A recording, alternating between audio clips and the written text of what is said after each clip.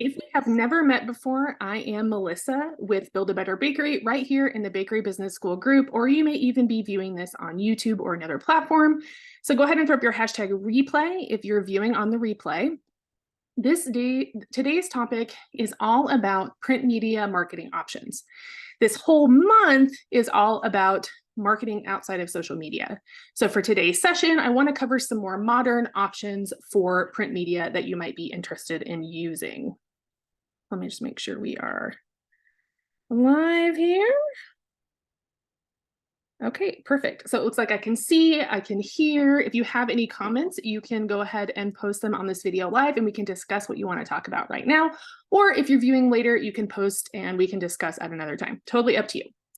So as I mentioned, we're going to be talking about marketing without social media. And if we've never met before, what I like to do is help my fellow bakers, I'm a baker myself, help fellow bakers cultivate their confidence, which is really important because a lot of times flying by the seat of our pants, we're not really sure what's going on or what we need to do.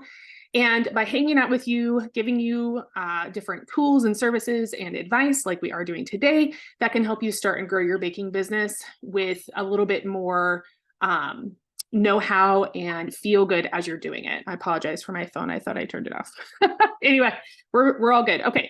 So we also want to focus on making you more income with less burnout. So if you're just looking to have a small business, that's fine. If you're looking to scale and get bigger, that's fine too. We just want to help you do it without feeling like you have to quit and throw in the apron because it's just too much. Okay. So today, again, talking about a series of information meant to help you branch out from the algorithm that's found on social media that can really damper our reach and our visibility.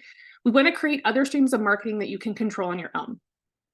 So again, we're going to be talking about organic marketing options, not paid ads or anything like that. So this is something that you can essentially do for free for the most part, unless you have to get a tool to do the thing, whatever it is. But at least getting started would be free and figuring out if it's for you. So we do need to be real here. Having some form of social media presence is going to be important. So I'm not saying don't be on social media. I'm just saying we do need to kind of put on the suit and get ready for the fact that social media is not something we own. It's really not something we can control for the most part. So we need to make sure that the longevity of our business is protected by using other forms of marketing. Today, we're going to be covering my 3 favorite types of print media and ideas on how you can modernize that and distribute it. If you're here with me live, go ahead and put up your hashtag live, and I'll know that you've seen the content. And again, this is something you could get started with today if you wanted to, using something like the free version of Canva, or maybe figuring out how to use Vistaprint and getting something ordered from them, or even the paid version of Canva. If you already have that or you've been interested, it's a really good resource. Okay, also to stay in the know about these lives, if you're new or you're not sure how to see this information, you can check the events in the group. I'll be posting the December lives. There'll only be 2 of them because of the holidays, but I'll be posting those soon so you can see them. You can also send me a friend request to Melissa Fryer on the Facebook platform. I can accept it, and then you'll get automatic invites to the events when I make them. You can also hang out on our email list for direct replay links. So I send that out, and you can click on those at a later time. That does mean you might not get in on like flash sales or things that we're doing the day of the video, but you can still get the content in that way. You can watch it at any time. You can also subscribe to our YouTube channel where you'll get to see the replays in just basically a catalog format. So it's a lot easier to see them all, or they're pinned up here on the top of the group. So either way, whatever's easier for you. I go live every Thursday at 9 a.m. Mountain Time right here in this group. Unless I'm out of town or busy or something's in the way, I like to be here with you every week if I can, at all possible. I am here with you.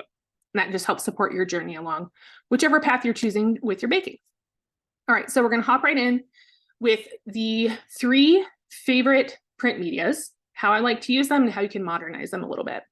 Hey, Lori, good morning. I haven't seen Lori in a while. I miss Lori. Okay, so I want to start with the modern business card. Now, I would be lying if I told you that I like business cards because I really don't. I never have. I feel like I grab them and then they go in my purse and they get all messed up. The ones that are made of plastic or more durable are just really expensive to buy. So that would be kind of inconvenient for people to be buying those all the time. So I get why they're made out of paper, but they're really just not that, I don't know. They're just hard for me to deal with personally when I'm taking them from other business owners. So I don't love them, and they can be a waste of money if you don't really think about how you're making them. But I do like a more modern version that I like to use and hand out, where people can more easily move information from purse to action. So if they're stuffing it in their purse, it's just slightly easier for them to actually make an action to get closer to you, like visiting your website or following you on some kind of social media platform or getting on your email list or whatever it is that you're trying to get them to go to that space so that you can interact with them more. The easiest way that I found to do that at the moment for the least amount of money is to apply something like a QR code to the card, and they can scan with their phone to get that information. I'm really not sure why. Oh, okay, because I didn't turn it off. My apologies for the phone. Okay. So what's happening with the QR code is they're free to make. You can make them inside Vistaprint. You can make them inside Canva. Really easy to do. If you've never heard of this, so in simplistic terms, it's basically a photo of a bunch of like squares or dots. You've probably seen them around. And what's happening is when you create it, you're putting in a URL or a website address or something similar for the image to represent. And then when you open your phone camera and show the QR code to the camera will pop up the website. It's like it's reading the URL through the image. So it's a really cool, kind of honestly like an interesting looking part to a business card or something similar. So it doesn't look, too strange being on there. And most people know how to use the QR code, but some people don't. So you might just have to show them how to do it if they're not really sure how to use that to get to your information. So the nice thing about these cards is not only is it giving them simple information about your business, so just like a regular card, your name, your purpose, maybe your phone number or your address, or a big picture of your logo, whatever it is that will signify, hey, this is a card from your business. It also gives them that easy link without them having to type in numbers and letters and all of this, because there's user error. People are typing things wrong. Some of our business names are a little kind of odd to type out, or maybe they're missing a letter, or you've misspelled it a little bit to match something else, whatever. So having the QR code just kind of takes out the user error, and all they have to do is scan it. So again, QR codes, some people might not be able to use or know how to use it quite yet. So you'd be making like a small video about how to use QR codes, putting it on your website, just in case. Just in case people are not really using the cards as you are intending. Now, I do want to stress with this one, because a lot of times when you buy business cards, they do this thing where you get a really big deal if you buy 100, 200, 300 cards. So they're kind of getting you to buy a lot of cards, which is fine. But I want to stress that you double, triple, quadruple check your design and your spelling and your codes. Just give it to someone else to check or something, because you can miss things when you've been looking at it too long and not really noticing when things are messed up. Because what's going to happen is you're going to print a bunch of cards, there's going to be an error, and then you're going to have to throw them all away. And that's happened to me before. So double, triple, quadruple checking. And then also another tip with this one is try not to put anything on the card that's going to trap you in a hole, or it's going to force you to stop using the cards. Okay, so anything that maybe you're not totally sure if you're going to continue to offer it. Maybe it's a tagline that's like really niche, and eventually you're going to want to grow out of that. So like maybe it's about cookies, but maybe you're thinking you might want to, do some bread or cakes or something later. So try to not pigeonhole yourself with the wording. And that might just be a simple logo and your information, just so that you can use the cards as long as possible, especially if you're going to buy them in those big groups. Now, to distribute these, you guys might have some like really cool, interesting ideas. What I like to do is usually put them in places where people have to wait. And I know that sounds weird, but anytime I'm waiting, I always find myself kind of perusing the cards or perusing the posters or whatever is in my space. So this could be those card stack areas that local establishments usually have, like in the corner of their counter or maybe on a table. And I also like to carry a few in my purse for those random conversations, because I can't count how many times I meet someone, we start talking, they're like, hey, what do you do? And I'm like, oh, I bake. And they're like, hey, do you have a card? literally every week this is happening to me. So I just keep a couple in my purse and I just hand them out that way. If you don't carry a purse, maybe keeping an image on your phone or something that they could snapshot to have your information. Also, you can post around establishments, you know, if they've got little like cork boards, or you can tape them up, or any place like the DMV, a dentist's office, etc. Any place where people are kind of sitting around for like 15, 20, 30 minutes or longer, they're likely going to look at what's around because the boredom sets in. And, you know, I know that about 10 minutes in, I'm up looking around at stuff. So I think that's a good option if you have some of those to hand out. Hey, Allie, good to see you. Finally made it at the right time. I know. So it's funny is the 9 o'clock didn't change for me because I moved, but it changed for like everyone else. I agree though. It's hard to get used to new routines, that's for sure. Hey, Tamara, good morning. Okay. If you guys have any questions about print media or things that you're doing right now or things that you're looking at doing, let me know in the comments. We can chat about it. All right. Number 2, a beautiful postcard or brochure. And the reason I use beautiful is I want to accentuate that in my perspective, having something, and I'll explain what I do with the postcard because I use postcard setup. Having something like a postcard or brochure, it should be shiny. It should be pretty. It should look like it's a little more expensive because these aren't something that you're going to hand out to just everyone like a business card. Those are small, quick handouts. I like to use the postcard or the brochure as more like a sales pitch or a thank you or something where people are feeling a little more taken care of with the information, if that makes sense. So it's more personalized. And I think it's a great option because you not only have more space just in the whole format of how a brochure is set up or how a postcard is set up, but you are also able to show more pictures and maybe even expand on some of your offers inside of that setup. Now, for me, the postcard idea became kind of interesting when I realized I could give them out with my orders, or I could mail out gifts or giveaways like I do here in the group. And I can send a postcard with it, not as an actual postcard, but inside the box, just because of how the setup works. So I like to cover the front with like brand style photos, whatever that is for your business. Got to get your logo in there, something else. And when you turn it over, it looks like a postcard setup. And so on the left side is all my contact information, a little bit about my services, or maybe things that I think the person might be interested in. And then again, I have another QR code for the website. So it's real easy for them to pop over. And then on the right-hand side, there's an open section just left there for you because of the postcard setup. And I like to write a handwritten note there. So that's like when I'm handing off an order, I can write my thank you note on that card. That card will likely end up in the same place as the order, and then other people can see the card, they can check the QR code, etc. So it kind of becomes another marketing tool outside of just the order you've taken or the gift that you're giving. Now it's something that's pretty, they might want to hold on to for a little bit. And if the photos on the front look really cool, they might even hang it up like on their wall or on their fridge or something like that. So, or if it's a handwritten note they just really found to be touching, they might keep that. So it's kind of like a small gift in a way. And then as an alternative in the same category, I want you to consider a brochure.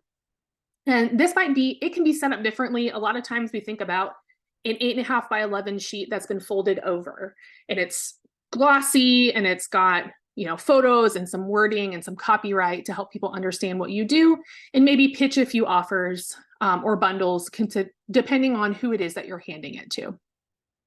Now, this might be the same concept essentially, so more photos, more information, but it's going to give you even more room than something like a postcard setup for you to basically showcase what it is that you do for people. So either option would be a great idea if you are looking to send some samples to maybe land some corporate orders, which are very popular in our industry for scaling your business. Why? Because corporate orders, they tend to have budgets set aside for things like this, gifting their employees, gifting their customers, putting stuff in the break room, whatever it is. So if you can hand them some samples with that cute postcard or a nice brochure, they're going to get more accustomed to, hey, maybe we can order from this person next month, or maybe we can set up a recurring order every week for XYZ. And you can help them better understand something they can hold in their hands about what it is that you do, rather than always sending them to a digital platform.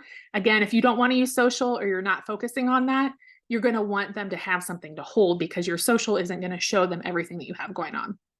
So with that, you can also have them at vendor events, handing those out, having them, going out with those orders, whatever it is. And they're going to be there with you, those people. So they might even stand there and look at the brochure and talk to you about the, whatever you have going on in there, and be able to have like an actual little interview with you about what it is that you do.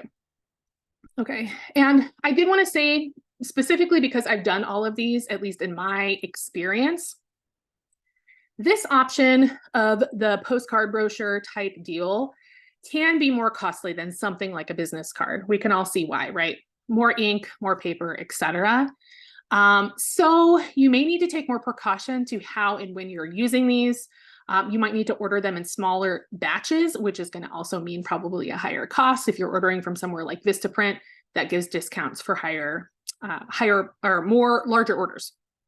So just keep that in mind when you're thinking about ordering things like this, to really, again, pay attention to making them nice and making sure that you have reasons to be handing them out, ways to hand them out, and plans so that when you order them, they're not just sitting in a closet somewhere, you're actually using them. Now, these could also be left in the same exact places that cards are being left, where people have time to sit around and kind of look at stuff.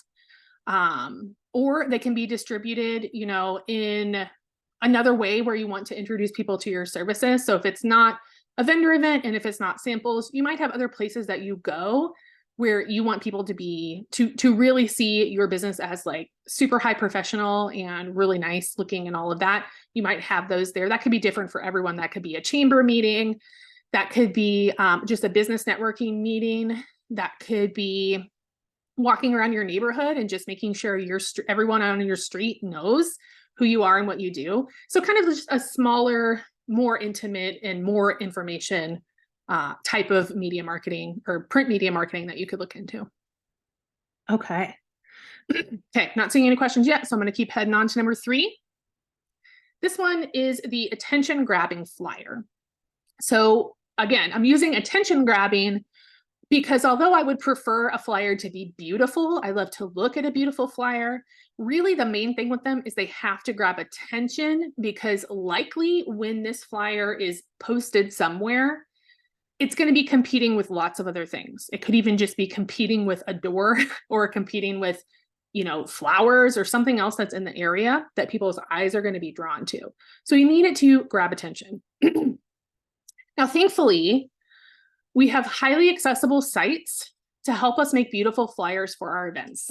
And I don't know how old everyone is in here, but back in the day, when you were trying to make a flyer for something, you basically had Word, which was terrible. It still is hard to build anything pretty on Word.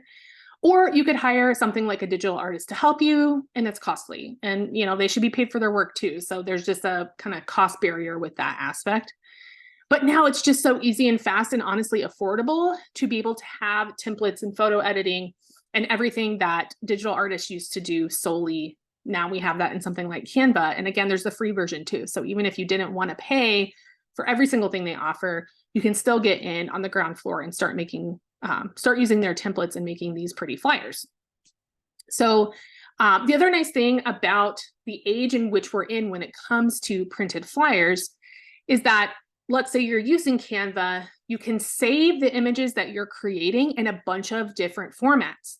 So it can be a PDF for printing. It can be a JPEG for sharing. It could be a PNG for digital social stuff, right? Like you can formulate how you're saving it so that you can use it in the ways in which is best for the image.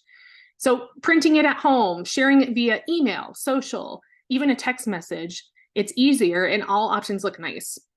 I do want to warn you, if it's still the way it was last time I looked, when you're uploading something to a platform like Facebook, it degrades the image to, I think, just save space or something like that on the platform. So try to avoid like sharing and saving stuff off of Facebook if you're going to use it for like printing or email. You want to make it on the platform and then save it in the format that you want to use it in, so you have the original copy. Same thing with the brochures and the postcard style marketing. Flyers can be costly when it comes to ink because attention grabbing posters and flyers are usually very colorful. So if you're trying to be conservative when making them, first make sure that they stand out in some way, because if people aren't paying attention to it, then what's the point, right? We need them to look. So that could be big, bold letters. That could be a fun image that kind of catches them off guard. It could be adding some borders so it stands out. And if you can splurge, which I think you should try it at least once, print flyers that are going to stand out with a full background of color. So it's really popping, because a lot of times it's going to be posted on like a white wall or a white door. So it's got to have color. You know, we're printing on white paper normally, so we have to add color to make sure it stands out. Now you'll want to make sure that the flyers have all the information a person would need to know. So I see a lot of people making flyers that are really vague, thinking, oh, they'll call me to ask questions, or, oh, they'll ask me later. Here's the thing. A lot of times if people are confused, they're just going to stop thinking about it. So my thought on it. Now, am I like a professional like marketing guru? No. But when I see a flyer, I want to see all of the information so I can decide in that moment if I want to move forward with using the QR code or getting the ticket or attending the event. I don't want to have to like call someone or ask someone for more information. And it's kind of sketch these days anyway. Call me for more info. It's kind of weird. So I think that you should put everything someone needs to know. Specifically, what are you doing? Like lay it out, layman's terms, so no one is confused about what you're doing. Any timelines that people need to stick to, any specifications that they may need to have or know to attend, or, like for instance, adults only cookie class, or, this thing starts at 6 p.m. They need to know that on the form, things like that. So anything they would need to know to make sure that they can attend the event. And of course, easy contact information for you. And you'll want to include photos of your work, not stock photos. So let's say you want to teach, or you want to sell like a cookie platter for Christmas, but you haven't made one. Don't grab one off of Google and put it on your flyer, because it's not your work. So I really think that if you want to protect your reputation when it comes to print media, just when it comes to business in general, don't use stock photos or photos that someone else took. You need to make them personally. And I know it's more work, and I know it's, that's just the way it is. Because what I don't want you to do is start promoting your business in a way that you might not be able to hold up your end of it. And then your reputation is going to be, it's going to be hurt in the process. And I don't want that for you. And I would never tell you to do that as a mentor. So getting your photos that you've taken yourself. And again, using that QR code to send them to other places with more info. So if you really can't fit all of the information on that flyer, make sure you have those important points, and then come here for more information about my menu, or come here for more information about the event, or come here for more information about, corporate orders, whatever the flyer is about.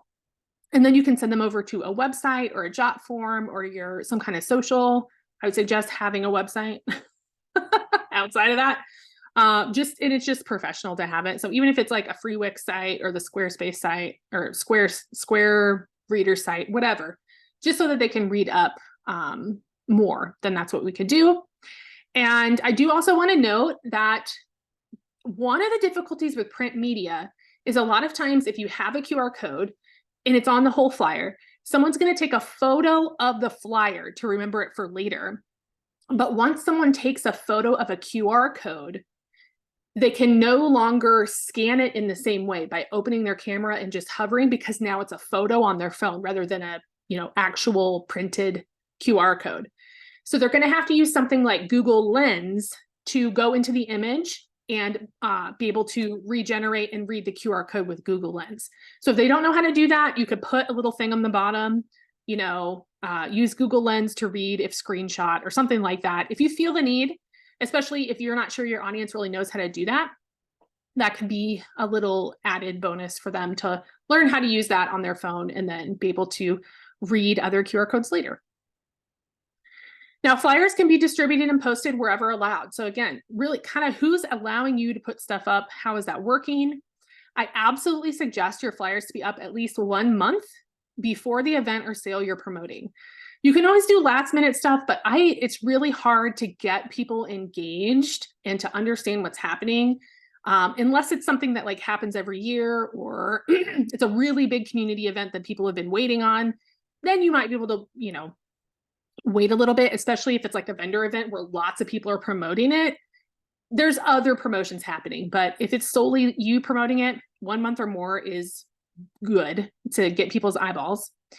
If you have a limited amount of flyers, which you might, especially if you're spending a lot of money on the print, choose locations where people are waiting for a bit or are already your ideal client, and you can even laminate these if you're scared of them getting wet or ripped up or whatever. That could look like a cork board in the local cafe. That could look like posted on the wall in your local salon. That could look like taped on the front door of your local wine bar. Any place, really. And you may need to set up partnerships with other businesses to make this happen. So remember to pop over to the last video that we did this month. It's all about partnerships. So it's going to help you open that conversation with them to try to get your flyers either on their social or on their doors or in their stores, wherever it is that you want them to share that information. You can set up a partnership and hopefully make that work. Okay. Now, to recap, print media is absolutely not dead, although it has evolved in the ease of making it, which is great for us, and the actions you'd like people to take after looking at it. So something like sending them to your website, signing up on your website, things like that. So it's now kind of moving, yes, it's print media, but it's almost always going to move them to a digital option, like website, email, social, something like that. So we want to make sure that it's easy for them to take actions. Even if that means calling you to place an order, that's okay too. But we want to make it easy for them to understand what we're trying to tell them with something that's bright, colorful, well-made, check for spelling errors, things like that. Okay. All right, I want to leave y'all with a few tips to up-level your print media ASAP. These are all things that I've done myself. If you have questions about it, let me know. Number one, turning your business cards into magnets. It's not super cheap to do this, but it's pretty easy for most people to do this at home. The great thing about it is people use them on their fridge, which is amazing recurring advertisement because you're basically allowing them to put your information right where people open their fridge. I think it's like 30 times a day or something like that. So it's a great recurring advertisement. Number two, when you hand out a business card, give them 2 or 3 extra. Tell them to please share with their friends who they think might also enjoy the services. And you can even scribble out some like referral code offer or number or something on the back. Like if they mention you, I'll give you $5 off your first order, something like that. If you're that type of person, definitely making sure that they feel like they have a reason to hand them out. Number 3, this is kind of an oldie but a goodie. Tape or attach a piece of candy or a gum or something like that to a flyer or brochure. That's it. So what you're doing is you're just getting them to look at it long enough to see that there's a candy on it, to pull it off, and likely they'll look at it while they're eating the candy. I don't know, it kind of works, unless they're giving it to their kid and their kid just rips it up. But that's an option too. Number 4, include a small discount or freebie code on a brochure. So if they open it all the way and get to the inside, it might say something like, thanks for opening the brochure. Take $10 off your first order. Or, come into the shop for a free cookie. Bring your brochure. Something like that. You could do number 5, which is always focus on what the client wants or needs to hear to take the action. So what is it in your copywriting that you can put down to make them make the action rather than just describing your business? So think about what is something that you would tell a friend to try to get them to do something knowing that they would enjoy the service. So just thinking to yourself, how can I write my copywriting that will help them understand how do my services make their life better? What is it that they're going to gain from working with me? How is it going to be nicer for them? How are they going to feel supported, etc. Number 6, use colorful words and phrases that paint a picture of what it will be like to work with you. So instead of, and this is just a quick example. So let's say that your tagline is something like sweet treats for any occasion. I see that a lot, just as a tagline. Is it descriptive? Sure. People get it. You make sweet stuff, they can order anytime. Okay. But what if you changed it to something like a different tagline? Delivering sweetness to your special events. So I'm basically saying exactly the same thing, but I'm turning it into an action so they can imagine me delivering the sweetness, right? I'm helping them, I'm delivering, and it's a special event. So I've kind of beautified the word occasion to special event. They're starting to think about what are my special events, because a lot of people don't use the word occasions when they're thinking about planning their life out. They usually think special event, right? Like birthdays or whatever. So just kind of, and you can change things up too, change your tagline once in a while if it's not set in stone.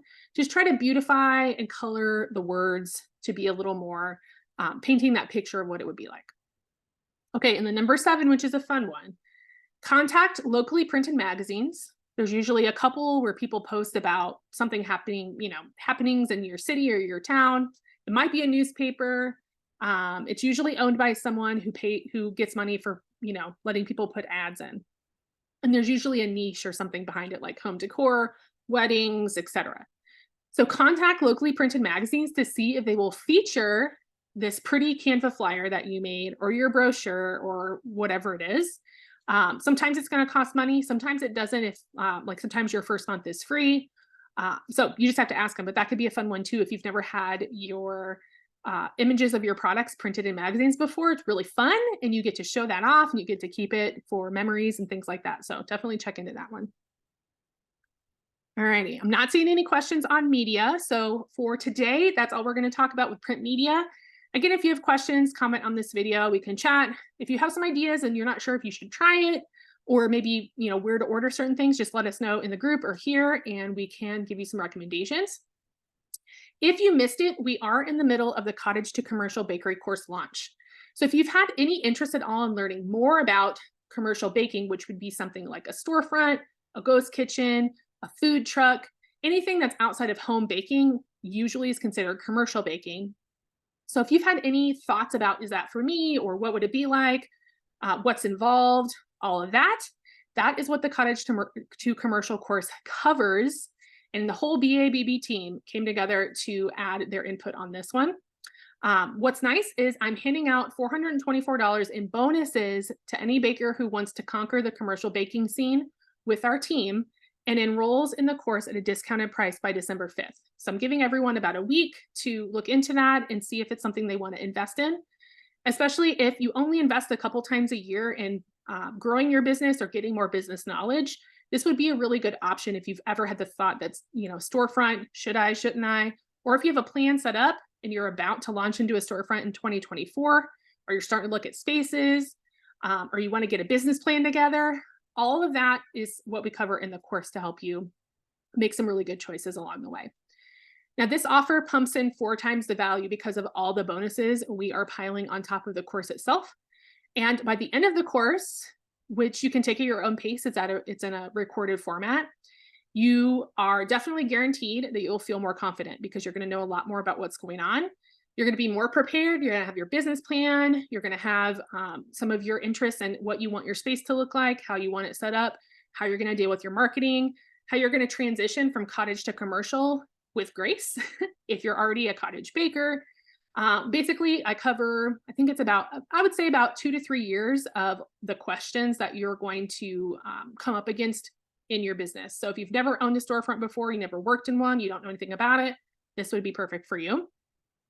And it's great because we cover so much of this information in one place. So you don't have to search around the internet to find this information. Some of it you might not have even considered yet because you've never done it before.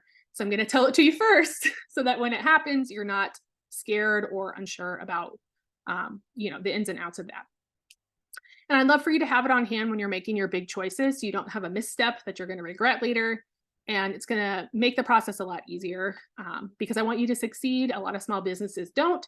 So this would be a really good investment to make sure that yours does. If you would like, you can follow the link I'm about to put up for you. That is a link to, it's a little invite, ASAP invite. So all you have to do is put in your first name and your email. Once you hit submit, it's going to automatically send you the invite to the course information, the bonuses. You're going to get a discounted price if you enroll before December 5th as well, on top of all of those bonuses and just the course itself, which is great. And it's just our offer for this month and with the course launching. I'm not sure the bonuses are going to be like this for quite some time again. So it's just going to be offered until the 5th for now. Now I'm going to be in here with you next Thursday to talk about a new theme for December. And we're going to be focusing on streamlining your client interactions. Again, there's only going to be 2 lives next week or next month because of the holiday. So we're going to be talking about online interactions and in-person interactions. I'm going to break those up and I'm going to tell you how you can make it easier more beneficial for both of you, clearer for everyone, so that communication makes sense and there's not so much of it, so you can save some of your time on that, because I know it takes a lot of time. Alrighty, so that's it for me today. I hope you all have the best day, and I'll be talking to you later. Okay, bye.